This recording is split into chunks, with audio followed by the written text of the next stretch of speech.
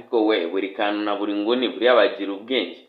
Baricaye kuri live, bamaze kwicara kuri live bavuze ubusa, none aka kanya ngo barafunzwe. Ubu ngubu mubona atari bo bizi kujya kwamamaza ibyuma ku mbuga nkoranyambaga nka ziriya, noneho n'abantu banazwi cyane bazi yuko bakurikiranwa. Igihe umuntu aba public figure ariko ntabimenye, gute yigira kuriya azi yuko ari umusani, ari umuntu uzwi.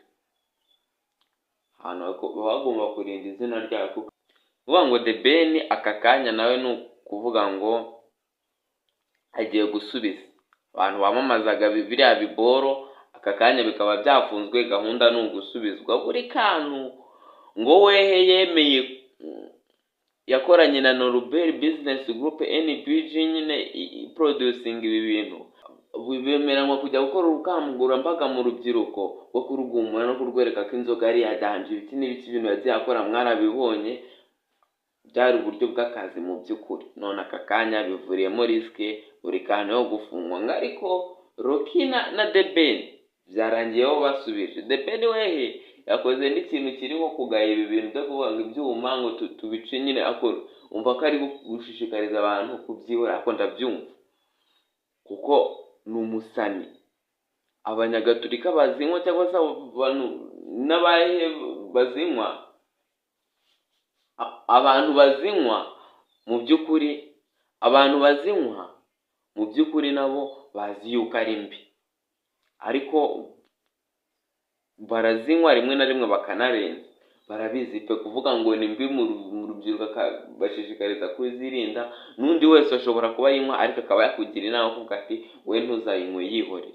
Umva ko ni ikintu yakoze cyiza cyane, ko buriya aba ari n'umuntu w'icyamamare ukurikiranwa n'abantu b'ingeri zitandukanye, harimo abadeperi, harimo abaki, nkanjye w'umurokore rwose, nkanjye umukurikirana aba yirinda kumva.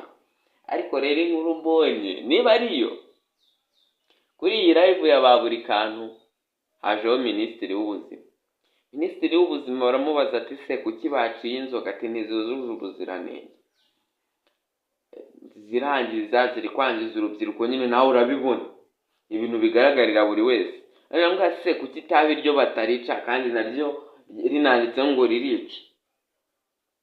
Ndi nawe arabasubiza ati rero itabi twagiye dukora ubukangurambaga bwo kuvuga ati mugabanye mugire ute, tubona biri kugabanuka turabyihorera. Ariko inzoga yo byariyongereye aho kugira ngo bigabanuke. None njye bihuza nuko izi nzoga zari zimaze igihe mu gihugu zikoreshwa, ariko ngo bikaba byiyongereye aho insengero z'abaporo zifungiwe. Buriya ibyo bintu nta sano bifitanye, nta sano bifitanye.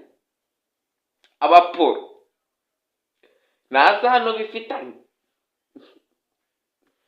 ntabwo mbizi, nabazaga.